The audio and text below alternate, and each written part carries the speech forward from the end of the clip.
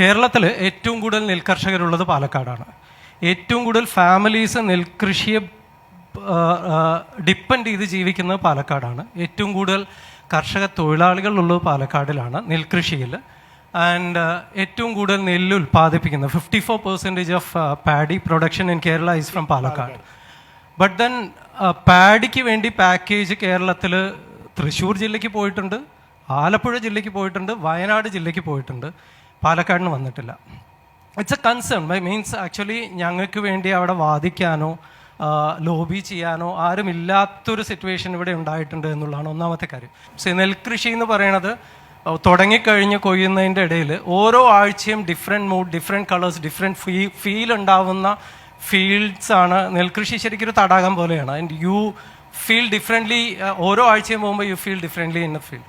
അത് it's completely virgin and unexplored as a tourism project. അപ്പം ഇതിലുള്ള പോസിബിലിറ്റീസ് എന്തുകൊണ്ടാണ് ഇത്രയും കാലം പൊളിറ്റീഷ്യൻസ് ചിന്തിക്കാത്തത്? Why it is not happening? Government of ഇന്ത്യൻ്റെ റോള് പ്രൊക്യൂർമെൻ്റ് ആണ്. പ്രൊക്യൂറിങ് ചെയ്യുന്നത് state government and FCI procures it from the state government through the state government. State government procurement strategy എപ്പോഴും ഏറ്റവും മിനിമം പ്രൈസിൽ പ്രൊക്യൂർ ചെയ്താൽ അവർക്ക് ആ മിഡിൽ മാനിന് ഒരു ഗെയിൻസ് കിട്ടും എന്നാണ് അവരുടെ ഒരു ബേസിക് മോഡൽ. ഇത് ഞാൻ തെലങ്കാനയിൽ കണ്ടിട്ടുണ്ട്, ഇത് ഞാൻ ആന്ധ്രയിൽ കണ്ടിട്ടുണ്ട്, കർണാടകയിൽ കണ്ടിട്ടുണ്ട്. അതുകൊണ്ട് എൻ്റെ ഒരു കൺവിക്ഷൻ, ഞാനത് സ്റ്റഡി ചെയ്തിട്ടില്ല, അതായിരിക്കും ഇവിടെയും. അതിനെ മാറ്റാനാണ് prime minister Narendra Modi ji farm bill കൊണ്ടത്. എന്താണ് അദ്ദേഹം ചെയ്തത്?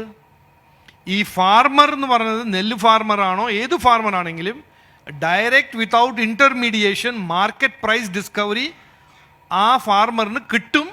എന്നിട്ട് അതിന് തീരുമാനിക്കാം അത് ഞാൻ ഡയറക്റ്റായിട്ട് ഇവിടെ വിൽക്കണോ എവിടെ വിൽക്കണോ മറ്റേ സ്ഥലത്ത് വിൽക്കണോ. അതിനെ ആരാണ് ഒപ്പോസ് ചെയ്തത്? ഈ സോ കോൾഡ് സോഷ്യലിസ്റ്റും ഈ so called left of centre പാർട്ടീസും. അത് കോൺഗ്രസ് ആണോ ലെഫ്റ്റ് ആണോ? അതിൽ അഡാനി അംബാനി എന്നും പറഞ്ഞ ഓരോ 3-4 പേരും പറഞ്ഞിട്ട് ആ മുഴുവൻ റിഫോം അങ്ങ് ഡീറെയിൽ ചെയ്തു. അതുകൊണ്ട് ഐ ഫുള്ളി എഗ്രി വിത്ത് ഇത് മാറ്റണം.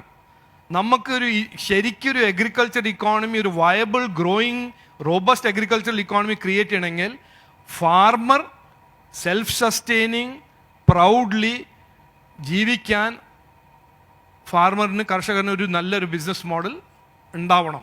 അതൊന്ന്. രണ്ടാമത്തത് ഈ ഫാമിംഗ് ടൂറിസം എന്ന് പറയുന്നത് ഇവിടുന്ന് ഇന്ത്യയിൽ നിന്ന് എല്ലാവരും എയറോപ്ലെയിനിൽ ഇരുന്നിട്ട് ബാലി പോകുന്നുണ്ട്, എല്ലാവരും പോകുന്നുണ്ട്, നോർത്ത് തായ്ലൻഡ് ചിയാങ്മായിൽ പോകുന്നുണ്ട്. അവിടെ എന്താ കാണാൻ? ഒരു ലേക്കും ഇല്ല, ഒരു സീയും ഇല്ല. അവർ കാണുന്നത് പാഡി ഫീൽഡ്. ആ ഒരു നാച്ചുറൽ അറ്റ്മോസ്ഫിയറിൽ അവർ $300 $400 പെർ നൈറ്റ് കൊടുത്ത് ഇങ്ങനെ താമസിക്കുന്നു. ഒരു കാലത്ത് എത്രയോ ലക്ഷം ഫോറിൻ ടൂറിസ്റ്റ് വരുന്ന സ്റ്റേറ്റ് ആയിരുന്നു. ഇന്ന് ആരാ വരുന്നത്? എല്ലാവരും പോകുന്നു ശ്രീലങ്കയിലേക്ക്, എല്ലാവരും പോകുന്നു ബാലി, തായ്ലൻഡിലേക്ക്. അതുകൊണ്ട് ഇത് ഞാൻ പറഞ്ഞത്, പ്ലീസ് ഡോണ്ട് മിസ്അണ്ടർസ്റ്റാൻഡ് മീ. നമുക്ക് ഒരു പുതിയ ജനറേഷൻ പൊളിറ്റിക്കൽ ലീഡേഴ്സ് ഇവിടെ വന്നേ പറ്റൂ. ഇത് എന്നെ എലക്ട് ചെയ്യണമെന്നല്ല ഞാൻ പറഞ്ഞു കേട്ടോ. ബട്ട് ഒരു പുതിയ വികസനം ഓറിയൻറ്റഡ്, ഒരു പുരോഗതി ഒരു പ്രയോറിറ്റി ആക്കിയ ലീഡേഴ്സാണ് നമുക്ക് ഇവിടെ കൊണ്ടുവരുന്നത്. അത് പാലക്കാട് നമുക്ക് തുടങ്ങിയാൽ ഇതെല്ലാം ഇരുന്ന് ചർച്ച ചെയ്ത് അതിൻ്റെ സൊല്യൂഷൻ ഉണ്ടാക്കാൻ കഴിവും താല്പര്യമുള്ള ഗവൺമെൻറ്റാണ് ഗവൺമെൻറ് ഓഫ് ഇന്ത്യ. ഇതാണ് ഫ്യൂച്ചർ. അതിനുവേണ്ടി ഒരു നല്ലൊരു MLA MP എലക്ട് ചെയ്യുക എന്ന് ഞാൻ അഭ്യർത്ഥിക്കുന്നു. സാറേ, ഞാൻ ഇൻസ്ട്രുമെൻറ്റേഷനിൽ വർക്ക് ചെയ്യുകയാണ്. എൻ്റെ മകള് കോയമ്പത്തൂരാണ് ഇപ്പം പഠിച്ചുകൊണ്ടിരിക്കുന്നത്. BSc കമ്പ്യൂട്ടർ സയൻസ് ആണ് അവൾ പഠിക്കുന്നത്. കോയമ്പത്തൂർ SNGCയിലാണ് പഠിക്കുന്നത്. അത് പാലക്കാട് ഉണ്ടായിരുന്നെങ്കിൽ കോയമ്പത്തൂരേക്ക് പറഞ്ഞയക്കാൻ വേണ്ടായിരുന്നു എന്നാണ് എൻ്റെ വിനീതം. പാലക്കാട് ഇതേപോലെ സ്ഥാപനങ്ങൾ ഉണ്ടായിരുന്നെങ്കിൽ, സ്റ്റാർട്ടപ്പ് പോലുള്ള സ്ഥാപനങ്ങൾ പാലക്കാട് ഉണ്ടായിരുന്നെങ്കിൽ ബാംഗ്ലൂരോ ചെന്നൈയിലോ ഒന്നും പറഞ്ഞയക്കണ്ട എന്നാണ് എൻ്റെ ഒരു വിനീതമായ ഒരു അപേക്ഷ. പാലക്കാട് പുതിയ സ്റ്റാർട്ടപ്പുകൾ വരണമെന്നാണ് എന്നെ അഭ്യർത്ഥിക്കുന്നത്. ഇന്നത്തെ ഈ ഗ്ലോബൽ സെറ്റപ്പിലും നമ്മൾ ഇന്ത്യൻ സെറ്റപ്പിലും ഏത് പെർസ്പെക്റ്റീവിൽ നോക്കിയാലും ഇൻവെസ്റ്റ്മെൻറ്റ് പോകുന്നത് എവിടെ ടാലൻ്റ് ഉണ്ടോ അവിടെ ഇൻവെസ്റ്റ്മെൻറ്റ് പോകും. മനസ്സിലായില്ലേ? സ്കിൽസും ടാലൻ്റ് ഉള്ള സ്ഥലത്ത് മാത്രമേ ഇൻവെസ്റ്റ്മെൻറ്റ് പോവുള്ളൂ. അപ്പോൾ നമ്മൾ ഒരു സ്ഥലത്ത് താമസിക്കുകയാണ്, എല്ലാവരും ബി ഒരു പർട്ടിക്കുലർ ഡിഗ്രി ചെയ്തു, വേറെ സ്കിൽസ് ഒന്നും പഠിച്ചില്ല, അവിടെ ആൾക്കാർ വന്ന് ഒന്നും സെറ്റപ്പ് ചെയ്യില്ല. അതുകൊണ്ട് സ്കില്ലിങ് എഡ്യൂക്കേഷൻ മാത്രമല്ല, എഡ്യൂക്കേഷൻ പെർ സ്കിൽസ്. ഞാനിത് as a minister I said it, I'm saying it today also. ഏറ്റവും വലിയ ഡിറ്റർമിനൻറ്റ് ഓഫ് ഇൻവെസ്റ്റ്മെൻറ്റ്സ് ആണ് ടാലൻറ്റ് പൂൾ. പാലക്കാടാണെങ്കിൽ പാലക്കാടിൻ്റെ ടാലൻറ്റ് പൂൾ, കോയമ്പത്തൂർ ആണെങ്കിൽ കോയമ്പത്തൂരിൻ്റെ ടാലൻറ്റ് പൂൾ. അതുകൊണ്ട് കുറച്ചെങ്കിലും തലച്ചോറുള്ള ഒരു സംസ്ഥാന സർക്കാർ ആണെങ്കിൽ, ഞാനത് ആണെങ്കിൽ എന്നാണ് പറയുന്നത് കേട്ടോ, അപ്പോൾ ഞാൻ ക്വസ്റ്റ്യൻ ചെയ്യുന്നില്ല അവർക്ക് ഉണ്ടോ ഇല്ലെന്ന് ഞാൻ കൺക്ലൂഡ് ചെയ്യുന്നില്ല.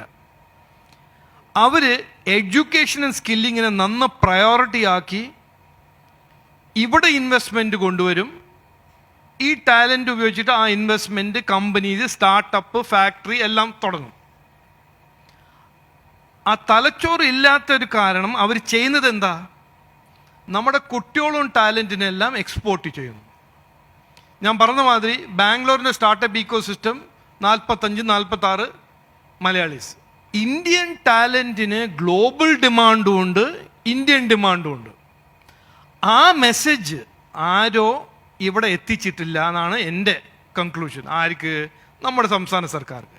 അല്ലെങ്കിൽ നമ്മുടെ ടാലൻറ്റിന് സ്കില്ലിംഗ് കൊടുത്ത് പാലക്കാട് സ്കിൽ സെൻറ്റേഴ്സും AI-ൻ്റെ സ്കിൽ സെൻറ്റേഴ്സ് എല്ലാം ഉണ്ടാക്കി നമ്മുടെ ടാലൻറ്റിനെ ഒരു അട്രാക്റ്റീവ് ടാലൻറ്റ് പൂളാക്കി ഇവിടെ ഇൻവെസ്റ്റ്മെൻറ്റ് കൊണ്ടുവരാൻ അവരൊരു മാഗ്നറ്റ് ആവും എന്ന് അവർക്ക് മനസ്സിലാവും. അത് ചെയ്യുന്നില്ല.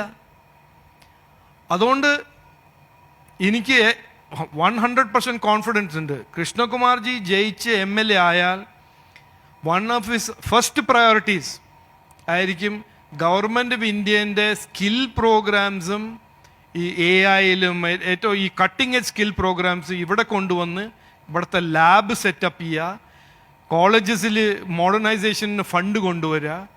അതുകൊണ്ട് ഇവിടുത്തെ കുട്ടികൾ ഇവിടെ തന്നെ ഇരുന്ന് സക്സസ്ഫുൾ ആവാൻ അവർക്കൊരു അവസരം നമ്മൾ ക്രിയേറ്റ് ചെയ്യുക. അത് നമ്മളെ റെസ്പോൺസിബിലിറ്റിയാണ്.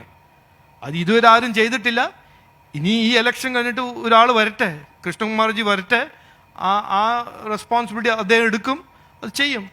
അതിന് നരേന്ദ്രമോദിജി തയ്യാറാണ്. Because നരേന്ദ്രമോദിജീൻ്റെ വിഷനാണ് the youth of India will be powering the growth of India and the future and the globe. അതിനുവേണ്ടി എഡ്യൂക്കേഷൻ, സ്കില്ലിംഗ് അതില്ലെങ്കിൽ ഒന്നുമില്ല. നമ്മൾ വെറുതെ നമ്മളെ കുട്ടികളെല്ലാം എക്സ്പോർട്ട് ചെയ്യുക. പാലക്കാടിന്റെ ആരോഗ്യത്തെ സംബന്ധിച്ച് രാജീവ് സാറിനോട് അങ്ങേക്ക് എന്താണ് ചോദിക്കാനുള്ളത്? എയിംസ് ഇവിടെ കൊണ്ടുവരുന്നതിൽ സാറിൻ്റെ ഒരു പ്രത്യേക ഇൻട്രസ്റ്റ് പ്രത്യേകമായിട്ട് എടുക്കണം. ഇവിടെ ഒരു MLA ആയി കൃഷ്ണകുമാർജി ജയിച്ചാൽ ഇതായിരിക്കും അദ്ദേഹത്തിൻ്റെ ഫസ്റ്റ് ജോബ്, ഫസ്റ്റ് ടാസ്ക്. അതുകൊണ്ട് ഞാനൊരു കൗണ്ടർ റിക്വസ്റ്റ് ചെയ്യുന്നു. ഇവിടെ ഒരു BJP NDA ആയ കാൻഡിഡേറ്റിനെ ജയിപ്പിച്ച ഒരു പവർഫുൾ മെസ്സേജ് ആയിരിക്കും.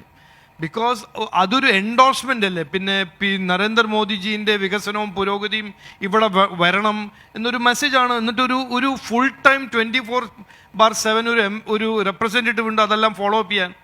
അതുകൊണ്ട് ഞാൻ ചെയ്യേണ്ടത് എൻ്റെ ഡ്യൂട്ടി ഞാൻ ചെയ്യും. അത് ഞാൻ നഡ്ഡാജീനെ പോയി കണ്ടിട്ട് ഇത് ഫോളോ അപ്പ് ചെയ്യും. ബട്ട് ഇതിൽ എയിംസ് ആണോ ഒരു district level modern ഹോസ്പിറ്റലാണോ? Narendra Modi ji 2 scheme announce ചെയ്തിട്ടുണ്ട് കോവിഡ് കഴിഞ്ഞിട്ട്. ഇന്ത്യയിലെ എല്ലാ ഡിസ്ട്രിക്റ്റ് ഒരു മോഡേൺ ഡിസ്ട്രിക്ട് ലെവൽ ഒരു ഹോസ്പിറ്റൽ ഉണ്ടാവണം എന്ന് ഹി ഹാസ് അനൗൺസ്ഡ് 1 സ്കീം. പിന്നെ ഹി ഹാസ് ഓൾസോ അനൗൺസ്ഡ് ഒരു എല്ലാ സ്റ്റേറ്റിലും ഒരു എയിംസ് ഉണ്ടാവണം. അപ്പോൾ ഇത് ഈ എയിംസിൻ്റെ ഒരു ടഗ് ഓഫ് വാർ സംസ്ഥാന സർക്കാരിന് വേണ്ടത് മലബാർ ഏരിയയിൽ. BJP NDA MP-ക്ക് വേണ്ടത് തൃശ്ശൂർ. അത് ആരാ ഡിസൈഡ് ചെയ്യാൻ പോകുന്നത്? ഇതിൽ സംസ്ഥാന സർക്കാരിൻ്റെ ഡിസിഷന് വലിയൊരു റോളുണ്ട്. അതാണ് ഫാക്ട്. ഫെഡറൽ ഡെമോക്രസിയിൽ അത് whether you like it or not, ഇതാണ് ഒരു റിയൽ ഫാക്ട്. അതുകൊണ്ട് ഞാനിത് പ്രസ് ചെയ്യാം. ഇതിൻ്റെ മെറിറ്റ്സും ഇതിൻ്റെ ലോജിക്കും സെൻട്രൽ പോയിന്റ് ആണ്. ഇവിടെ ചെയ്ത ഈ ഇൻവെസ്റ്റ്മെൻറ്റിൻ്റെ ബെനിഫിറ്റ് മലബാറിനും കിട്ടും, പിന്നെ ട്രാവൻകൂറിനും കിട്ടും, അതെല്ലാം ഞാൻ പറയാം. ബട്ട് അതിൻ്റെ ഒരു ബാക്കപ്പ് പ്ലാൻ B ആയിട്ട് നമുക്ക് ഒരു നല്ലൊരു മോഡേൺ ഡിസ്ട്രിക്ട് ഹോസ്പിറ്റലിൻ്റെ ഫൈനാൻസിങ് സ്കീം ഗവൺമെൻറ് ഓഫ് ഇന്ത്യയിൽ നിന്ന് അതും നോക്കണം.